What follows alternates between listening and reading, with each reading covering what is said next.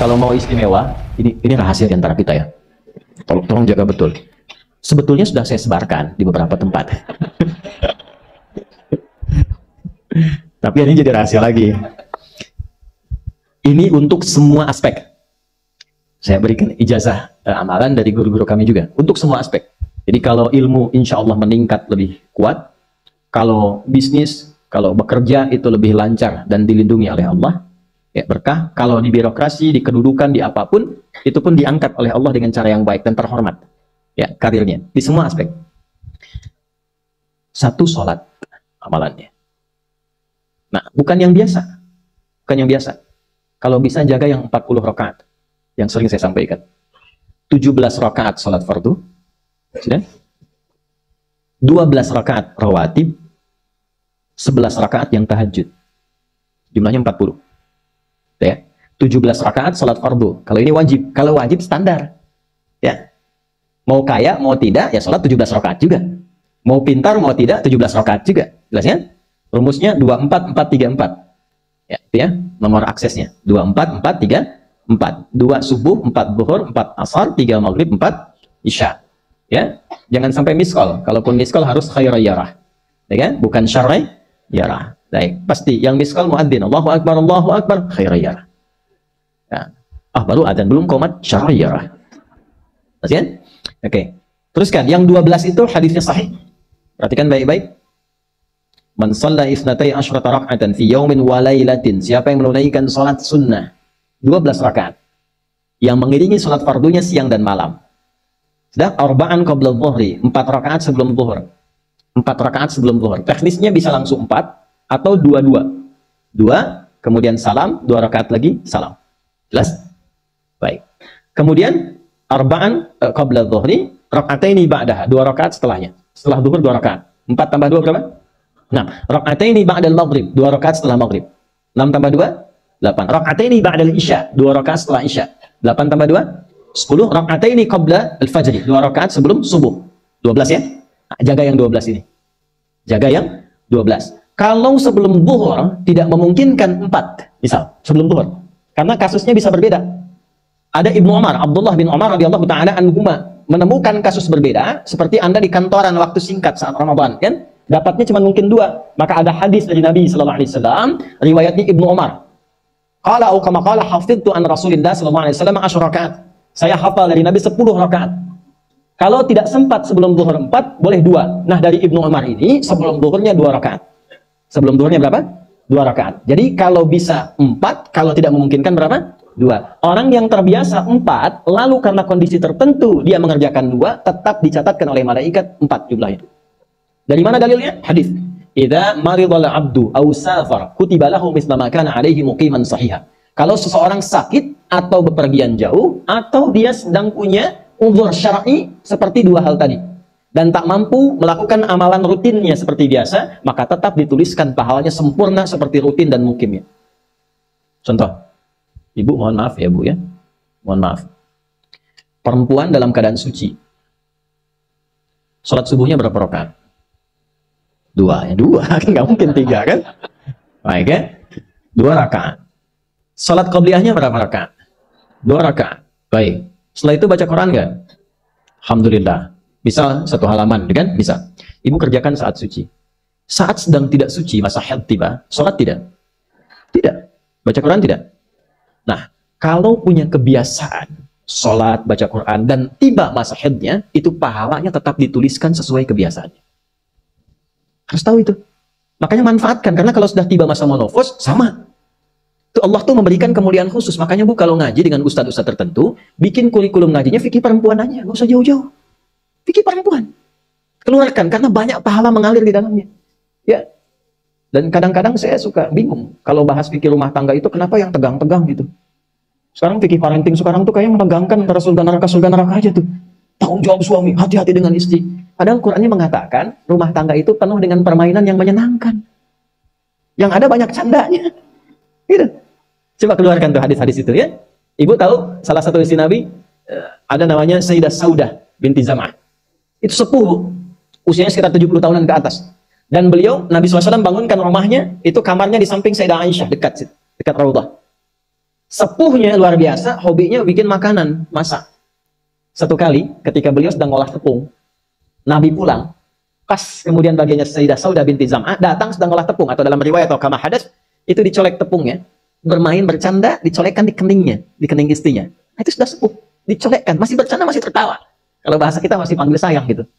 Ini kapan kakek nenek masih bilang sayang dan canda. Ini penuh dengan demikian ya. Ini yang mau saya kembalikan deh, ya nilai-nilai tadi. Jadi kembali ke sini, Bapak Ibu sekalian, kembali ke sini. Ya, urutkan lagi, kita agak cepat masuk ke dalam pembagiannya. Detil pada pembahasan ini, satu salat 40 rakaat. Sudah? Yang fardu sudah dalilnya, yang rawatib sudah, terakhir yang 11 rakaat yang salat malam. Ya, 11 rakaat yang salat malam. Nah, ini 11 rakaat ini bisa warming up dulu 2 rakaat tanpa baca surat Al-Fatihah saja. Di Allahu Akbar langsung Al-Fatihah, tidak pakai iftitah, tidak pakai surat selain Al-Fatihah. Allahu Akbar, ya, A'udzubillahi Bismillahirrahmanirrahim, Alhamdulillahirabbil alamin sampai waladhdallin, selesai amin langsung rukuk. 2 rakaat. Seperti itu. Itu namanya khafifatain. 2 salat ringan, warming up untuk persiapan supaya hatinya itu bisa khusyuk, badannya bisa agak hangat sebelum memulai tahajud. Barulah kemudian tunaikan 2 rakaat setelah itu, 2 rakaat setelah itu, 2 rakaat setelah itu, ujungnya tutup dengan 1. Ya, itu riwayatnya ada dalam riwayat Abu Daud, nomor hadis 1367 dari Ibnu Abbas radhiyallahu taala anhuma. Ya, juga disampaikan dalam riwayat Ibnu Umar radhiyallahu taala anhuma ketika beliau mengatakan dari Nabi sallallahu alaihi wasallam, "Salatul laili mathna mathna, fa idza khasya ahadakumul fajra falyutir rak'atan wahidah." Kalau pengen mulai tahajud, 2 rakaat dulu. Sampai merasa enak. Dan tolong ingat ya, tolong nggak usah panjang-panjang dulu suratnya. Untuk berlatih 11, mulai dengan 2 dulu. Kalau belum sempat 11, 2 dulu. 2 rakaat aja. Tolong, mohon jangan paksa tambah 2 rakaat. Itu pun bangunnya jangan terlalu malam. Jangan terlalu awal malam. Subuh jam berapa sekarang? Terjadi perbedaan pendapat. Oke, 4.25 lah ya. Misal 4.21, 4.20 lah. Pas ya? Bisa. Kita ambil tengah-tengah 4.20. Sudah. Bangun 4 kurang seperempat. Jam 4 kurang seperempat. Karena hadisnya mengatakan ada persiapan sebelum wudu. Ya. Karena Nabi sallallahu alaihi wasallam adalah kebiasaan Nabi sallallahu alaihi wasallam, idza staiqadha min naumihi, kalau bangun dari tidurnya fajalasa, duduk dulu. Duduk. Wa masaha bi yadihi min athari naumi, kemudian menghapus bekas ngantuknya. Ya, menghapus jejak ngantuk dengan bagian tangan yang bersih. Itu kan butuh waktu. Ya. 4.15 bangun. Duduk dulu, atur alarm. Ya, alarm mungkin ya 3.15, 3.30, ya, kemudian jam 4 terakhir. Alarm pertama untuk mematikan alarm kedua. Alarm kedua siap-siap, alarm ketiga sadar. Ya, kan begitu kan? Ya. Iya begitu, itu rumusnya. Nanti kalau sudah ayat tahajud, masuk Al-Isra, nanti saya jelaskan. Itu ada isyaratnya di Quran. Bukan isyarat alarm ya, tapi isyarat perjuangan kita untuk bangun. Jadi 4 kurang 15 itu adalah persiapan supaya jam 4 bisa wudhu. Ya begitu jam 4, thumma dhahaba ila shinin mu'allaqah, pergi ke tempat kemudian berwudu, tempat tertutup, wudu, selesai, balik lagi, kan 4.20 adzan kan? Misalnya 4.10 mulai sholat. Kalau 2 rakaat kan nggak lama-lama. 5 menit, witirnya 1 menit, 3 menitnya istighfar, tunggu subuh. Ya, bacanya jangan tinggi-tinggi. Al-Falaq, An-Nas, witirnya Al-Ikhlas. Besoknya Anda sudah bosan, 4 rakaat. Ad-Duha, Al-Insyirah, Al-Falaq, An-Nas, Al-Ikhlas. Besoknya terus sampai bosan, tambah 6 rakaat, sampai konsisten 11. Jelas? Mulai dengan seperti itu, 11 tambah 12, ya kan? Berapa? 23 tambah 17, 40. Tolong jaga ini. Selama hidup tunaikan aja. Kalau tidak percaya, silahkan coba. Nanti lihat apa perubahan yang terjadi dalam kehidupan. Lebih Allah saya katakan silahkan coba. Yang kedua, Al-Quran. Yang kedua apa? Al-Quran. Kan ada 3 tadi ya? 1, salat. Kedua, Al-Quran. Jangan lewatkan 1 hari tanpa baca Al-Quran. Walaupun hanya 1 ayat. Walaupun hanya 1 ayat. Walaupun keterlaluan sih 1 ayat itu. Ya. Alif lam mim ta. Kesan-kesan kan 1 ayat. Nun ta. Oke. 1 halaman. Nah, biasanya begini, semakin banyak dibaca, semakin terjadi perubahan yang berbeda. Kalau ingin nguji begini, hari ini baca 1 halaman, besok baca 2 halaman. Nanti lihat perubahan yang terjadi antara hari ini dengan besok. Pasti ada pengaruh. Paling minimal, Allah akan jaga keadaan diri kita dari berbagai bentuk kegelisahan. Semua tenang aja. Ada masalah apapun, kasih ketenangan, kasih ketenangan. Dan ketenangan itu paling mudah melahirkan solusi. Jelas? Oke, 2, Al-Quran. 3, kira-kira apa? Hah? Tiga apa kira-kira? Tiga, jaga wudhu. Apa kayak? Oh, jaga wudhu. Oh. Satu, sholat. Dua, Al-Quran. Tiga apa? Jaga wudhu. Apa dampak psikologisnya jaga wudhu? Tidak ingin batal wudhunya. Kalau orang tidak ingin batal, maaf kalau kebanyakan bohong batal tidak? Maksiat? Tuh, itu batal maknawi. Makanya orang punya wudhu itu pasti kalau dia selalu jaga wudhunya akan terjaga dalam kebaikan. Karena fungsi wudhu salah satunya mencegah maksiat. Itulah sebabnya setelah wudhu kita doa taubat. Coba selesai wudhu kok taubat? Asyhadu an la ilaha illallah wa asyhadu anna Muhammadan Rasulullah. Kemudian Allahumma ja'alni minat tawwabin. Ya Allah, jadikan aku orang yang selalu taubat, bebas dari maksiat. Itulah rahasia wudhu. Salah satunya menjaga seseorang dari perbuatan maksiat. Ya, tidak bermaksiat, jaga wudhu. Saya itu banyak bercanda dengan keluarga, termasuk anak-anak. Bercanda terus, tapi serius dalam tiga hal. Sholat, Quran, dan jangan pernah bermaksiat. Itu kalau anak saya itu pegang, Pak, ini cerita aja ya. Pegang mushaf nggak benar aja, itu bisa saya lempar dari jauh. Minimal saya teriaki. Pegang mushaf nggak benar, bukan nggak baca. Pegang mushaf, misalnya mushaf harusnya begini, misalnya dia pegang begini, atau taruh di atas paha, kaki, siapa, itu bisa saya lempar dari jauh. Perbaiki. Tiga itu serius. Ya, karena itu adalah sesuatu yang bisa merubah kehidupan kita, dan itu yang paling memuliakan kita dan dimuliakan kita dengan itu. Itu poinnya. Tapi yang lain kita bisa bercanda. Sholat, jangan main-main. Karena itu inti kebahagiaan hidup kita. Dan maksiat, itu yang paling fatal mengantarkan pada, maaf, kehidupan akhirat yang buruk. Neraka itu kan karena maksiat.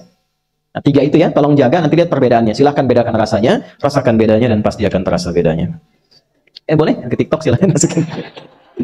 Bismillahirrahmanirrahim. Nah, kita punya waktu 20 menitan. A'udzu billahi minasy syaithanir rajim. Bismillahirrahmanirrahim. Yuk baca dari awal sama-sama. Wan nazi'ati gharqa. Wan nasyitati nashqa. Was-sabihati sabha. Fas-sabiqati sabqa. Fal-mudabbirati amra. Sudah cukup. Berapa ayat itu? 5 ayat ya. Perhatikan baik-baik. Bapak Ibu masih ingat gak kesimpulannya 5 ini? Orang yang sudah belajar tafsir, membaca surah ini di pembukanya baru 5 ayat, itu akan merubah kehidupannya. Ingat yang pernah saya terangkan di pertemuan yang lalu? Saya cepat ya, dalam 5 menit paling banyak. Wan nazi'ati gharqa. Aku bersumpah demi malaikat yang aku tugaskan mencabut nyawa dengan keras bagi para pelaku maksiat yang bebal. Artinya apa? Kalau Anda terfikir berbuat maksiat, lisan masih ingin bohong, mata masih ingin melihat maksiat, tangan masih mengerjakan korupsi, menulis status yang tidak benar, teringat dengan ancaman ini. Karena Allah yang bersumpah. Anda lihat saya bersumpah, Anda serius. Anda mendengar Allah bersumpah, maka jangan main-main. Aku bersumpah, para pelaku maksiat itu yang tidak pernah mau merubah dirinya untuk tobat, aku kirimkan malaikat khusus mencabut nyawanya dengan keras-kerasnya, seperti tanaman dicabut dengan akar-akarnya. Itu cara wafatnya begitu. Ya.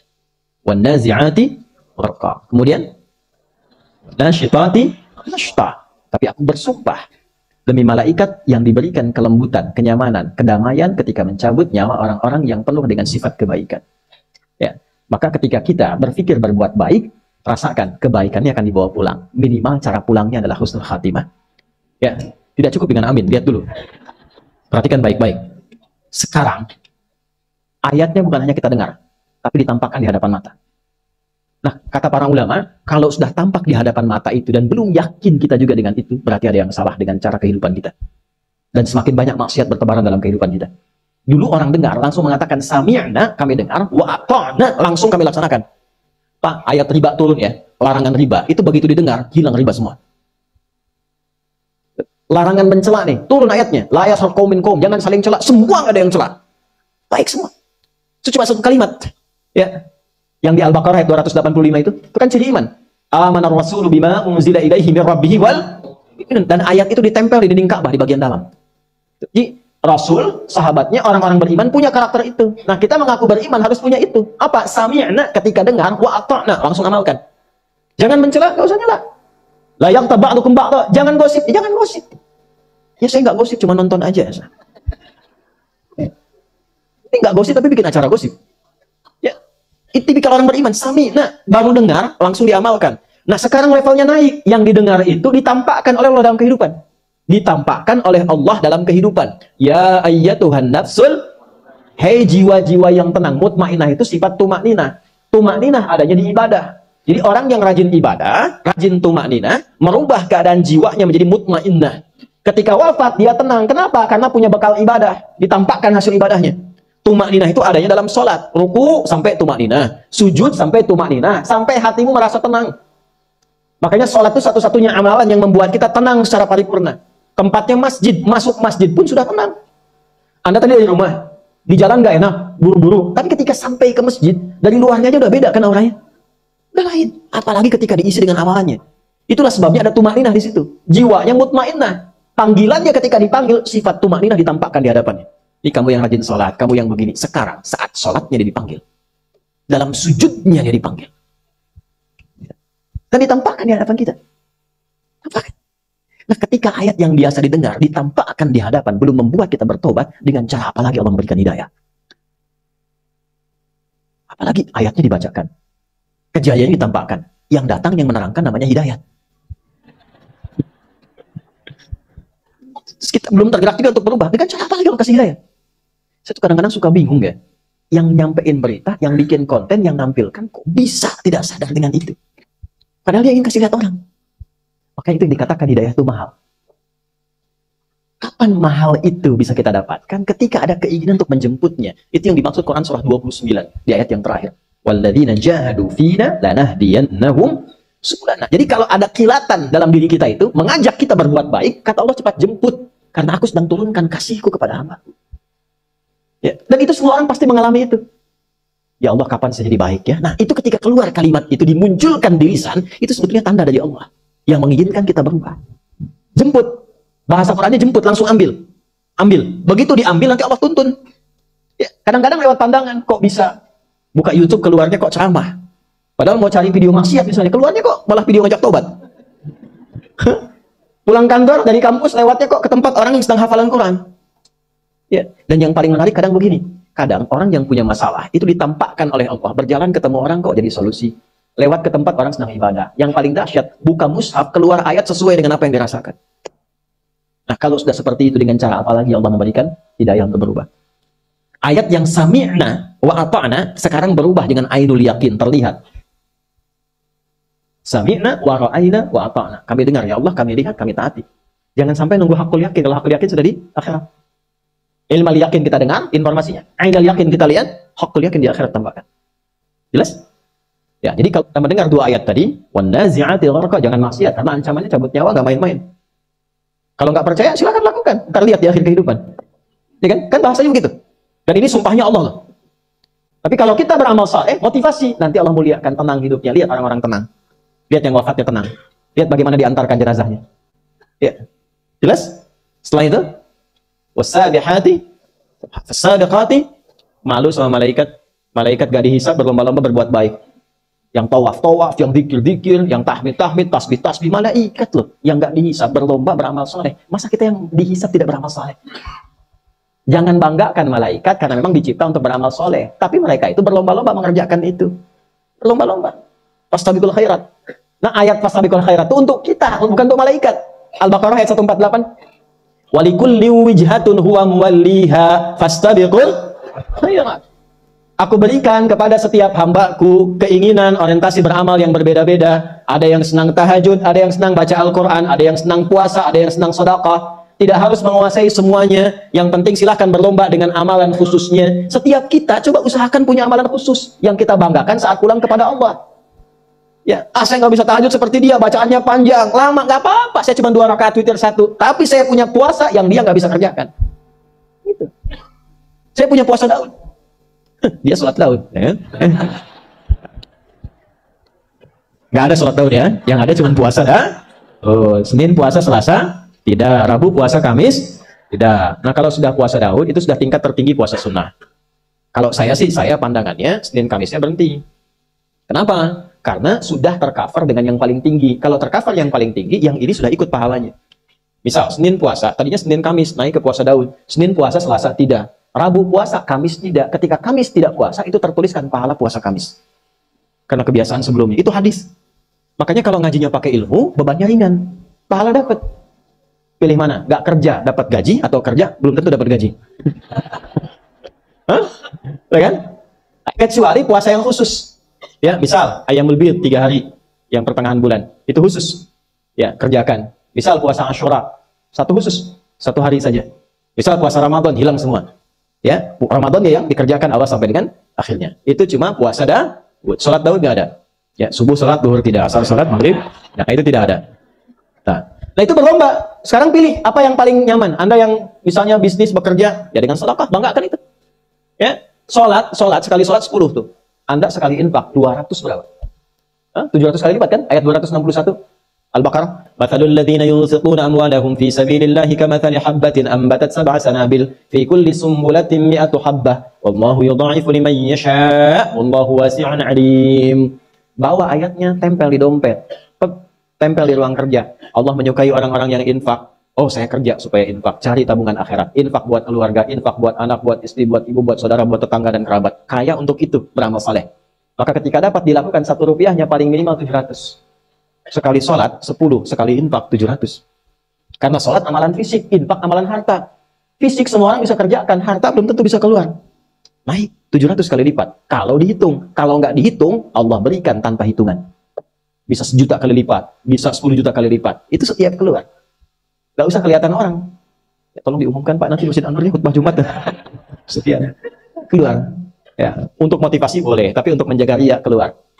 Sebelum subuh, lihat yang nyapu-nyapu di jalan tuh. Itu walaupun cuma 5.000, 10.000, tapi doanya menghujam aras. Pak, semoga sehat ya. Keluarga baik-baik ya. Insya Allah Pak sukses ya. Masya Allah. Gitu. Saya jalan ke Cianjur dari Bandung tuh, gitu kan. Ada yang nunggu-nunggu apa. Cuman kita berbagi sih. Doanya ya Allah. Masya Allah, semoga Bapak diberkahi Allah. Semoga Bapak kuat. Semoga kesini lagi bawa Ferrari. Semoga Bapak jadi presiden. Al-Fatihah. Ini nyata, saya bukan bercanda ya. Maksud saya orang-orang itu tuh tulus gitu. Kalau dalam berbicara itu tulus. Gitu. Nah itulah sebabnya kenapa zakat pakai ita. Wa aqimus shalah wa atuz. Ita itu memberi sampai dengan tulus. Memberi pada orangnya sampai dengan tulus. Gitu. Kalau ada yang namanya ita, itu sosok pemberi yang tulus. Wita, ya. Nah, pemberi yang tulus. Jelas? Nah itu motivasi. Tuliskan. Tulis. Anda yang rajin tahajud, tulis ayatnya supaya ketika lupa atau malas, lihat itu bangun lagi. Ya, itu poin-poin yang kita bisa munculkan. Nah, malu dengan malaikat, fastabiqul khairat itu ayatnya untuk kita, bukan untuk malaikat. Tapi Allah sifati, was-sabiqati sabqa. Mereka berlomba. Jadi mereka yang tasbih, perbanyak tasbih aja ngerjain yang lain. Tahmid. Wa nahnu nusabbihu bihamdika wa nuqaddis. Yang takdis. Ya Allah, ya Kudus, yang itu aja sampai kiamat terus itu aja. Subhanallah, enggak ada yang bisa ngerjain yang lain. Kita tuh Masya Allah, tasbih bisa, tahmid bisa, takbir bisa, ambil kerja bisa. Malaikat nggak ada, tapi mereka bangga dan berlomba dengan amal yang telah Allah tetapkan sebagai fitrah kehidupan mereka. Itu aja. Yang sujud, nggak bangun-bangun Bu. Sujud aja terus begitu. Betul, sujud. Nanti kita lihat saat kembali pada Allah itu. Insya Allah. Betul, mudah-mudahan ditampakkan kan.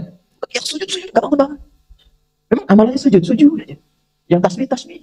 Makanya malaikat nggak bisa jadi khalifah di bumi. Nggak akan ada bangunan masjid begini. Begitu turun ke bumi sujud. Nggak ada yang jualan jus jambu, jus melon. Nggak ada. Malaikat jualan jus itu nggak ada. Bakatnya nggak ada. Makan nggak ada, minum nggak ada. Nikah nggak ada, ya nggak akan muncul IO pengantin dan sebagainya, nggak ada. Ya, kita itu banyak bisa dikerjakan, cari amalan yang positif. Fastabiqul khairat, fal mudabbirati. Nah, pelajari malaikat yang mengiringi kehidupan kita. Yang hafal kan 10, ya kan? 10 itu siapa saja? Cek, cari ilmunya. Jadi tahu. Oh, saya pengen rezeki. Siapa malaikat tugaskan atur rezeki? Malaikat Mikail. Kesenangannya apa Mikail? Rumah yang bersih, rumah yang suci, yang ada ibadahnya. Hidupkan. Begitu hidup doa. Itu rumusnya siapa? Banyak. Di ayat Quran banyak. Rumusnya mihrabnya Maryam. Coba mihrab Nabi ke kamarnya jadi raudhah. Ya, tempat itu kalau dipakai banyak beramal, itu keberkahannya turun di tempat itu. Ini kenapa disebut mihrab? Karena imam kan? Bukan cuma karena imamnya. Karena di tempat inilah pusat kegiatan amalan. Ya, tempat kegiatan amalan. Jadi kalau tempat sering dipakai beramal saleh, itu bukan sekedar menjadi tempat. Ada tempat yang penuh dengan keberkahan di dalam. Salah satunya mempercepat terkabulnya doa. Doa itu dikabulkan ada 3 rumusnya. Kalau ingin cepat. 1, dilakukan di tempat yang mustajab. Makanya Anda ke Mekah kan? Ke Madinah kan? Karena mustajab. Tapi kalau belum sempat ke Mekah ke Madinah, kamar bapak, kamar ibu pakai ibadah. Tahajud di situ, sholat di situ, baca Quran di situ, doa di situ, gosip keluar dari situ. Pasang status keluar dari situ. Maaf ya, sedang ibadah dulu. Ceklik. Nggak usah keluar. Pakai ibadah aja, pakai ibadah. Itu rumusnya mihrabnya Sayyidah Maryam alaihissalam. Ada di mana? Di Ali Imran ayat 37. Fataqabbalaha rabbuha biqabulin hasanin wa anbataha nabatan hasanan wa kaffaraha Zakaria. Kullama dakhala 'alayha Zakaria al-mihrab wajada 'indaha rizqa. Qala ya Maryam anna laki hadha? Qalat huwa min 'indillah. Innallaha yarzuqu man yasha' bighairi hisab. Itu kalau tempatnya udah bagus, amalnya banyak di situ, itu belum minta sudah dikabul. Baru terbersit ada. Itu. Nah, itu tempat.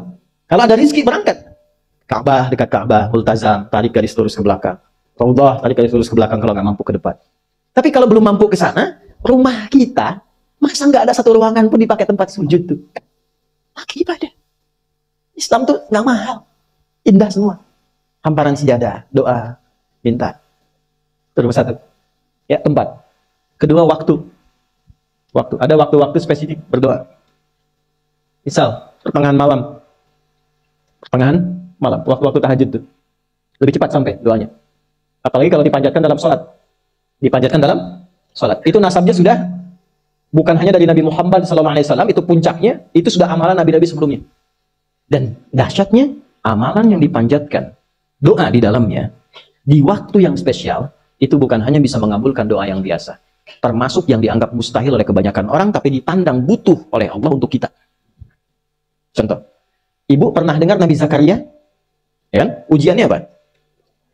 Sulit memiliki keturunan. Oke, penyebabnya apa? Maaf, istrinya divonis secara medis, monopause dan mandul. Secara klinis gak mungkin punya keturunan. Apa yang beliau lakukan? Sholat. Ingat, sholat.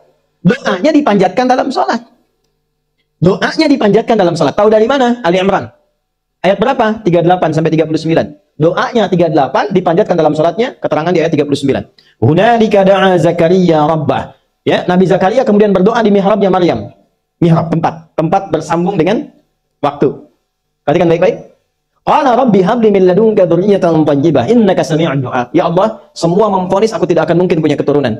Maka aku menyebut namamu yang memberi tanpa punya batas dalam pemberian. Rumus Al-Asmaul Husna di Al-Isra ayat 110. Rumusnya kalau minta cari nama Allah sesuai kebutuhan kita. Cari, itu cepat memberikan jawaban. Misal, butuh rizki ya Razzaq. Butuh ilmu ya Al-Alim. Butuh kesabaran banyak masalah ya Sabr.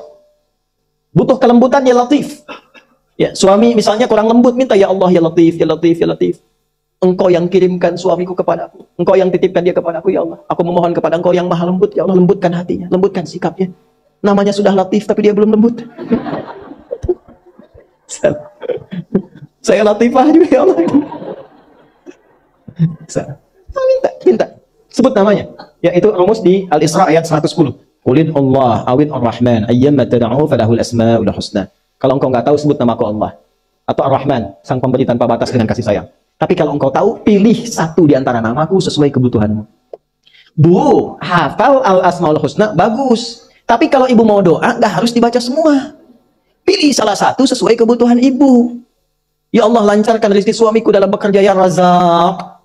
Ya Allah, tambahkan pengetahuan pada anakku ya Alim. Ibu nggak punya masalah, jangan sebut ya Sabr. Ya ibu dikasih masalah. Oke, tempat sudah, waktu sudah. Ya, yang ketiga, cari amalan yang istimewa yang mempercepat terkabulnya doa.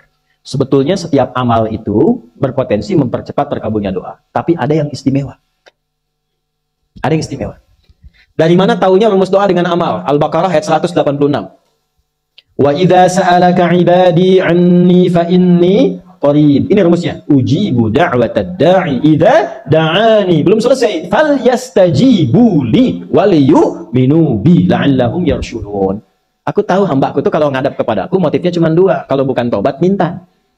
Allah declare-nya begitu. Hamba aku tuh begitu. Kalau yang tobat kan mojok-mojok gitu kan, kadang malu. Maaf, bukan berarti yang di pojok tobat ya. Kadang tuh sujud, tobat, atau minta. Ada kebutuhan. Kata Allah jangan malu. Masya Allah. Kalau mau tobat jangan malu. Allah melarang malu. Tobat itu urusan kita dengan Allah. Ikhwan, teman-teman. Gak usah malu. Jangan takut dengan manusia. Karena manusia tidak menilai tobat kita. Allah yang menanti tobat kita. Gak usah malu. Pernah mabuk, pernah zina, pernah bunuh orang, pengen tobat, nggak usah berpikir bagaimana manusia menilai. Datang ke masjid. Yang menanti kita Allah, bukan manusia. Hati-hati provokasi setan. Setan selalu menghambat seseorang jadi baik. Dia nggak mau seorang itu soleh, selalu salah. Makanya ketika ada orang salah pengen jadi soleh, ditanamkan pada dirinya. Dan provokasinya nggak nyambung. Ah, kamu nanti ada si fulan, nggak enak kelihatan. Ya kan? Oh, sorry ya. Ya, nanti ada begitu. Padahal yang menunggu tobat kita itu bukan manusia. Pencipta kita Allah. Dan ketika seseorang itu ingin tobat, itu cinta Allah langsung diturunkan kepadanya. Itu rumusnya di Quran surah kedua ayat 222. Innallaha yuhibbut tawwabin. Allah mencintai orang yang ingin tobat. Makanya saya selalu katakan, Allah lebih mencintai pelaku maksiat yang gemar bertobat dibandingkan orang soleh yang tidak pernah merasa salah. Saya bikin status ya. Silakan evaluasi diri. Itu dinanti sampai maaf sampai nyawanya di kerongkongan, ditunggu sampai mau tobat. Ya, sampai mau tobat. Fir'aun aja, Fir'aunnya itu dikirimkan keadilan Allah 2 nabi, Musa dan Harun. Cuma ya dasar Fir'aun.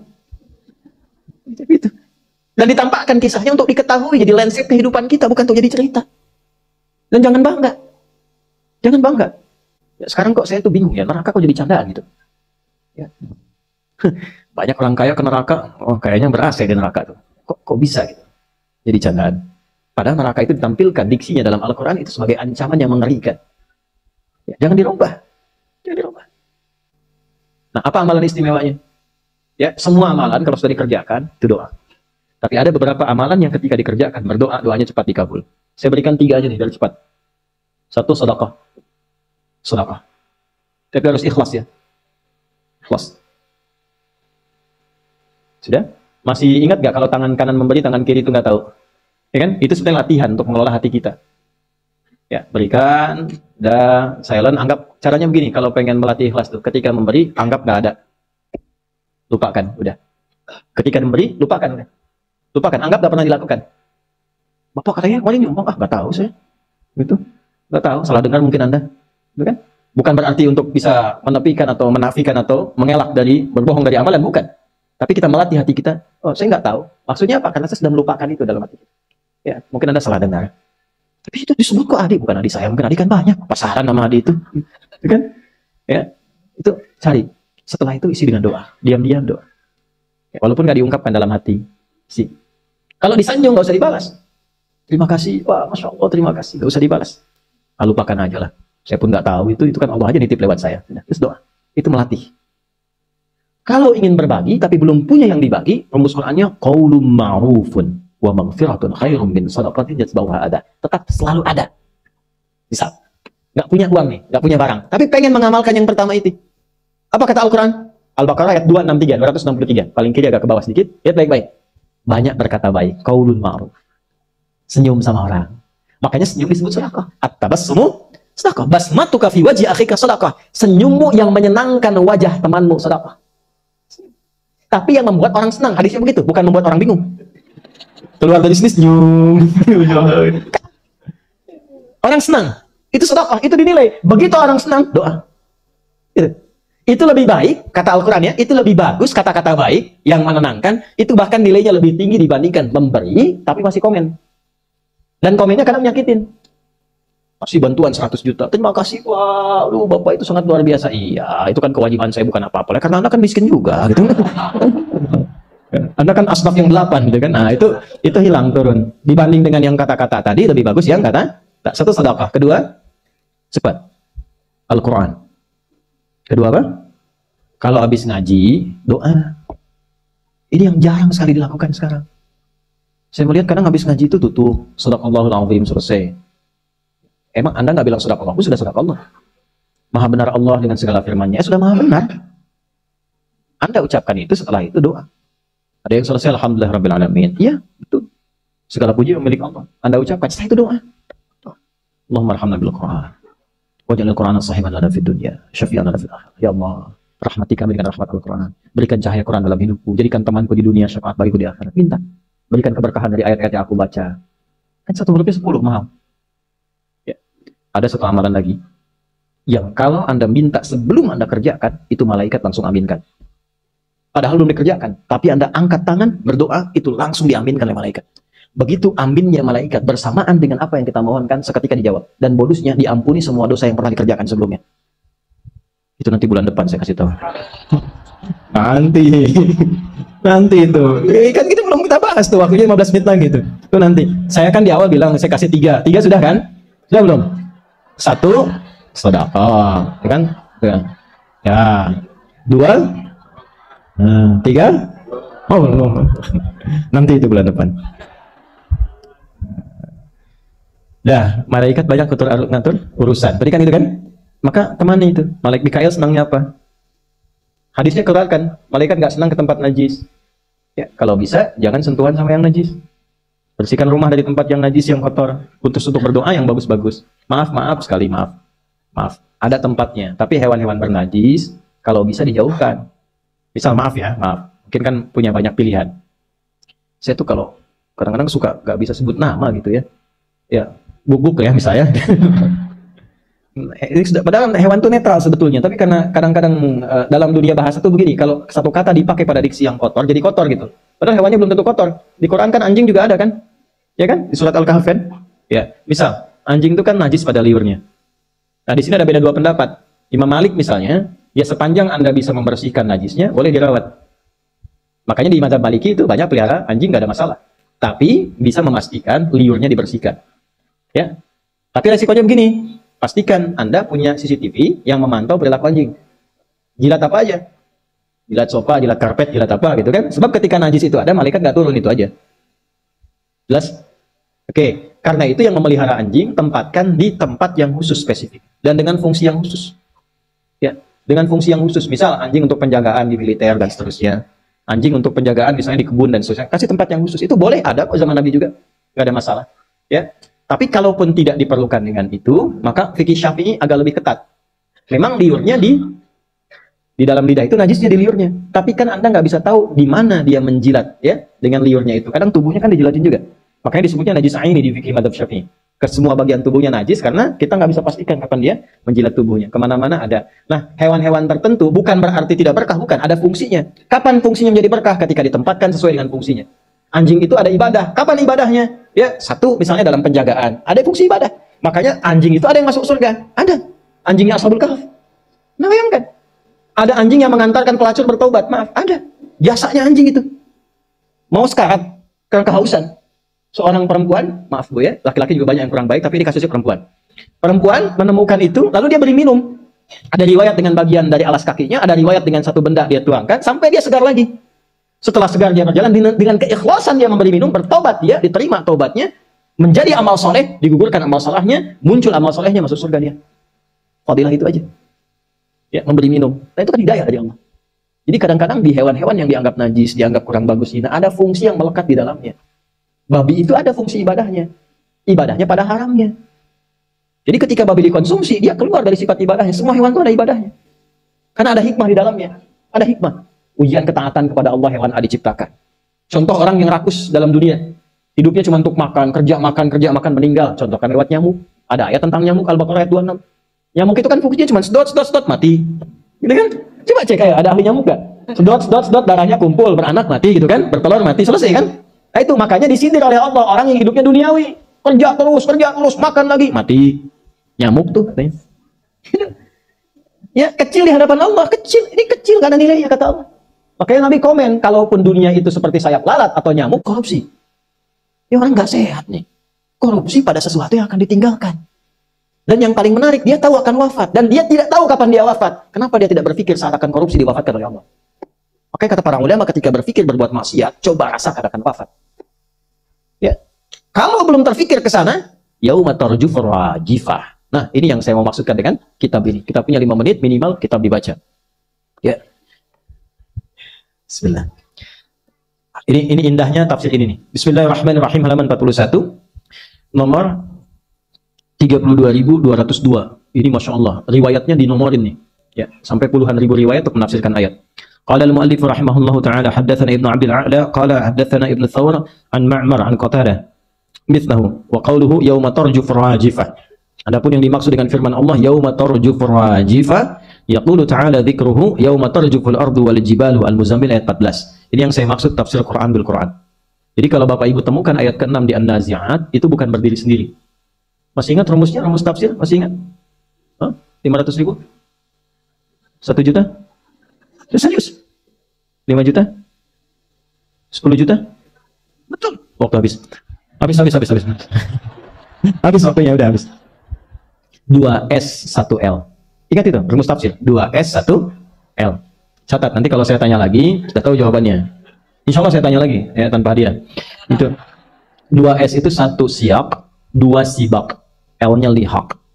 Siyak itu ayat yang dibaca, sibak itu hubungan ayat yang dibaca dengan ayat sebelumnya. Lihak adalah hubungan ayat yang dibaca dengan ayat setelahnya. Jadi jadi penafsir itu tidak main-main. Kita baca misalnya An-Nazi'at di ayat yang ke-6, yauma tarjufu rajifah, di mana ditemukan kata yang sama, kata rajifah dan tarjufu. Di ayat sebelum An-Nazi'at cari sampai Al-Fatihah dan cari sampai An-Nas. Cari ke belakang disebut dengan sibak, cari ke depan disebut dengan lihak. Ayat yang disebut dengan siyak. Itulah menafsirkan Al-Quran begitu. 6.236 ayat dicari ke semua korelasinya. Itu adalah tafsir ayat dengan ayat. Jelas? Nah, tafsir ayat ini juga bisa diketahui dengan penjelasan di Al-Muzammil ayat yang ke-14. Ya. Yauma tarjuful ardu wal jibal. Nanti yang sering diperebutkan dunia nih, kadang-kadang sengketa dan sebagainya. Yang disengketakan itu sudah hilang, habis semua, bahkan hancur. Ya, ini ada sengketa tanah, perebutan tanah. Kata Allah, apa yang kau rebutkan itu satu saat yauma tarjuful ardu, tanah yang kau sengketakan hancur. Sekali tiupan, pap, hancur. Dulu sami'na, dengar ayat, gak ada rebutan lagi, wakaf, berbagi secukupnya hidup. Untuk beramal, luas beramal boleh, tak mampu beramal dia bagi, tapi dia tahu yang dipijak itu satu saat hancur semua, tinggal persaksian yang dipijak itu bersaksi apa. Dulu sami'na, dengar langsung taat. Sekarang yauma tarjufu, begitu kemudian, maaf ya, ditiupkan sasakala. Sekarang pembuktian, sekarang kekinian NASA kan sudah menemukan semacam trompet yang pernah saya gambarkan dulu kan, semacam trompet sasakala itu, dan kita kan ada di ruang itu. Begitu suara keluar dari sifat yang seperti trompet itu, hancur semua. Ayatnya sudah dibuktikan dari 15 abad yang lalu, sekarang sudah ada pembuktian secara ilmiah. Masa belum yakin juga? Maksudnya gini, gak usah rebutan dunia. Kalau ada orang naik jabatan, gak usah iri, gak usah dengki.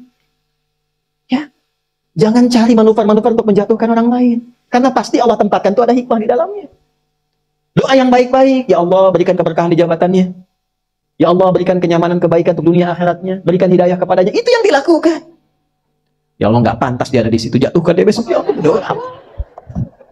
Nggak boleh. Nggak boleh. Doakan. Doakan. Karena pasti ada hikmah. Ada orang kaya, doakan. Doakan. Nanti dengan doa itu kembali ke kita keberkahannya.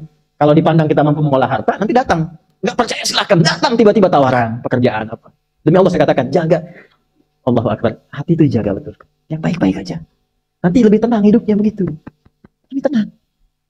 Yang bahaya itu yang nggak tenang. Kaya nggak tenang. Itu semua dikerjakan. Maksiat dikerjakan, minum dikerjakan, narkoba dilakukan. Karena nggak tenang hatinya, Pak. Dan nggak berkah itu. Jadi yang banyak pun karena nggak berkah, rasanya nggak ada.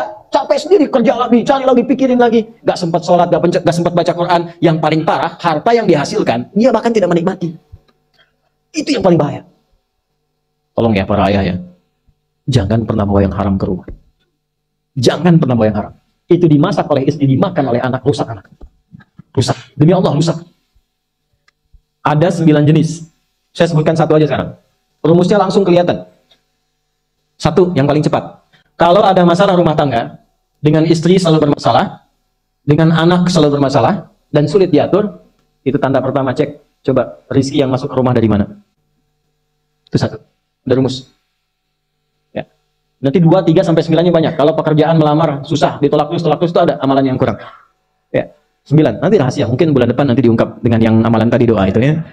Insya Allah. Nah, yauma tarjuful ardu wal jibal. Mineral yang rebutan tambang, rebutan nikel, rebutan emas, itu nanti gunungnya hancur sendiri. Bahkan yang Anda dapatkan pun itu kadang-kadang kalau nggak benar merusak juga. Capek. Nggak dilarang eksplorasi silahkan. Tapi tempatkan dengan jalan yang benar, disalurkan dengan cara yang benar. Itu membuat tenang.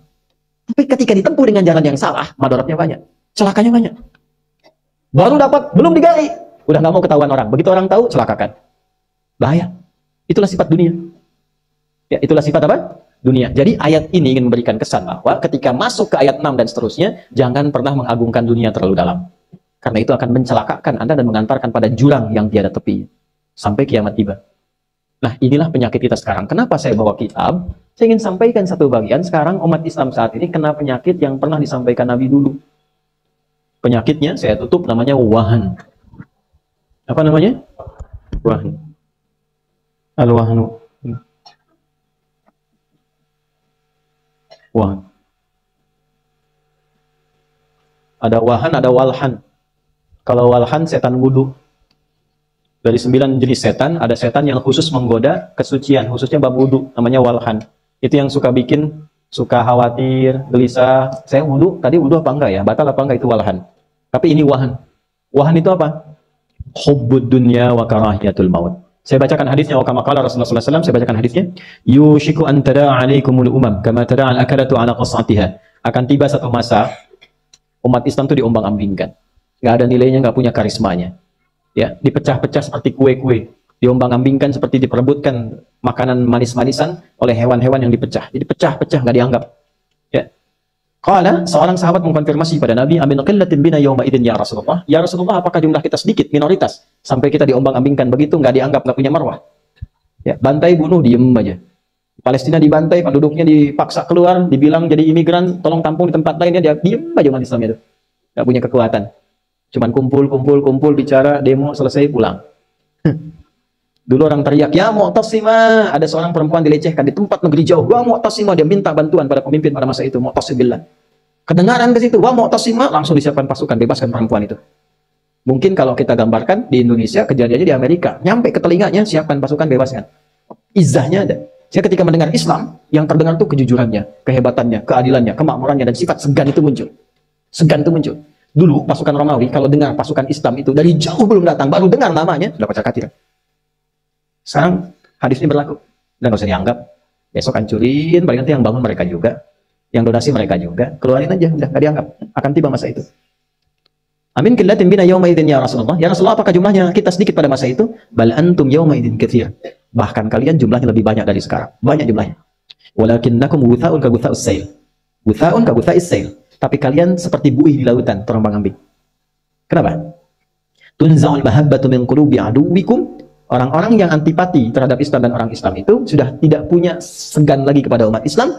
Kenapa? Wa yunza'u fi qulubikumul wahn. Wa yuj'alu fi qulubikumul wahn. Karena tertanamlah penyakit wahan dalam orang Islam itu. Apa wahan itu? Hubbud dunya wa karahiyatul maut. Rebutan dunia. Ngajar sekarang orientasinya dunia. Maaf. Berapa guru-guru di sekolah yang bikin sekolah-sekolah yang kelihatan elit, bagus, modern, ternyata cuman SPP yang mahal, cari uang. Ustadz-ustadz berkelahi itu bukan karena pendapat, tapi karena pendapatan. Takut kehilangan jamaah, kehilangan popularitas. Itu yang bikin ribut dunia. Amplop tipis disebut dhaif, nggak mau datang lagi. Amplop tebal sohi datang. Belum diundang udah nanya, kapan kajian lagi? Tipis tapi banyak, jadwal banyak, padat, sohi ligoilihi. Tambahan dari yang lain. Dunia. Padahal ayatnya jelas, wala tamnun taksir. Jadi fenomena saling bid'ahkan, saling tuduh apa? Dunia ujungnya, bukan karena akhiratnya. Kalau karena akhirat tuh duduk tuh satu-satu, duduk, bicara, ngobrol, sama-sama duduk bareng-bareng, turunkan manhaj yang benar, diskusi yang baik, yang usul, yang pokok, gak usah beda. Sholat subuh tetap 2. Itu yang pokok, yang penting sholat. Yang furu' terangkan dalilnya. Oh, anak nggak kunut, apa dalilnya ente? Ini dalilnya. Yang kunut apa dalilnya? Ini yang dalilnya. Oke, bagi saya yang kunut, saya akan sampaikan saya kunut, saya terangkan dalilnya. Saya hormati yang tidak kunut. Saya yang tidak kunut, saya sampaikan pada jamaah saya. Jamaah, saya tidak kunut, dalilnya ini. Tapi kalau ada orang yang kunut, Anda hormati karena mereka dalilnya ini. Begitu caranya, Joni. Ulama-ulama begitu dulu, terus saya rekomendasikan. Lalu difoto sama-sama, cek, klik, pasang status. Kami bersepakat menuju Indonesia yang lebih baik. Gitu. Itu kan harusnya kan? Sekarang ngapain? Saling celah, saling tuduh, saling bid'ahkan. Kenapa nggak duduk sama-sama? Saya tuh kadang-kadang suka aneh gitu. Yang ngajar membid'ahkan, tapi nggak ketemu dengan yang dibid'ahkan itu. Yang disampaikan ke muridnya, murid saling tuduh. Assalamualaikum akhi, beda manhaj. Kenapa? Kenapa? Nah, saya tidak mengajarkan itu. Nggak boleh. Hormati siapapun itu. Hormati siapapun. Ya, belajar itu merubah kita lebih baik. Ya, dan kebaikan itu yang tampak adalah kemuliaan akhlak kepada siapapun. Hormati orang lain. Kalau dia punya amalan, kita belum tahu, tanyakan, pelajari. Kalau tidak sepakat dengan apa yang dikerjakan, tapi ada dalil, hormati. Mungkin kita nggak sepakat, sudah. Kerjakan apa yang kita pahami. Yang kunut dalilnya ada, yang tidak kunut dalilnya ada. Yang tidak ada dalil, yang tidak salat subuh. Itu. Allahumma hdina fiman hadait, kata Syekh Shalih Al Utsaimin, Anda nggak kunut di belakang aminkan amin. Tapi kalau Anda kemudian kunut, ya, imamnya tidak kunut, ya nggak usah sujud sahwi juga. Ikuti. Selesai. Beres masalah. Tenang. Nah, yang terjadi sekarang dunia pada akhirnya. Ributnya dunia. Mau digali kemanapun, dunia ujungnya. Itu hubud dunia. Sebab kalau nggak ada hubud dunia, perbedaan pendapat itu biasa. Apa sahabat nggak berbeda? Berbeda. Ya, Ali, Utsman, Abu Bakar, Omar, dalam amalan ada nggak pilihannya? Ada. Ali, Al-Baqarah hafalnya cepat. Umar itu 12 tahun. Tapi Umar jenius. Apa karena nggak mampu hafal? Bukan. Ada tujuan amalan dari Umar. Jadi ada beberapa yang mesti kita dapatkan. Hubud dunia itu bahaya. Tetangga beli kulkas, kenapa Anda yang pasang status? Hubud dunia. Teman yang dilantik dapat jabatan, kenapa Anda yang iri? Hubud dunia. Akhirnya nggak siap pulang. Wa karahiyatul maut, takut mati. Dulu orang cari mati karena rindu sama Allah. Rindu Allah, ya Allah kapan ketemu? Saya punya guru di pesantren dulu tuh kalau ketemu, ya Allah, Nadi, dia udah rindu sama Allah katanya. Sakitnya tuh, ya Allah kapan ketemu, kapan ketemu? Sekarang saya tanya ketemu Allah pada takut tuh. Ibu mau meninggal hari ini? Kita yang jawab. Dia, kapan aja, kan kita nggak tahu kapan pulang, nikmati aja. Saat pulang, alhamdulillah pulang. Pulang kan enak, ya kan? Enak gak pulang? Enak. Nanti puasa, mudik pulang kan? Pulang kampung kan? Enak gak? Enak, kampung kita akhirat. Masya Allah. Ibu pulang menuju Allah, enak gak? Mau bilang enak takut pulang. Nah, itulah yang saya maksudkan. Jadi ini kesimpulan kita saat ini. Kalau ada pertanda sulit atau masih berat untuk pulang, artinya mesti ditambah keikhlasan untuk beramal. Intinya apa? Kurang amal, terlalu cinta dunia. Dunia boleh, bukan dilarang, silakan. Yang maaf ya, jangan habis ini pekerjaan ditutup. Mesti dipenuhi, jangan. Ya, niatkan pekerjaan sebagai ibadah. Kalau berkarir setinggi-tingginya ya, supaya punya kebijakan yang baik. Kalau bisnis sekaya-kayanya, supaya bisa sedekah. Kalau belajar sepintar-pintarnya, pintar, yang pintar. Saya pengen semua yang belajar dengan saya IPK-nya 4. Ya, targetkan 4. Terus ngapalin Quran.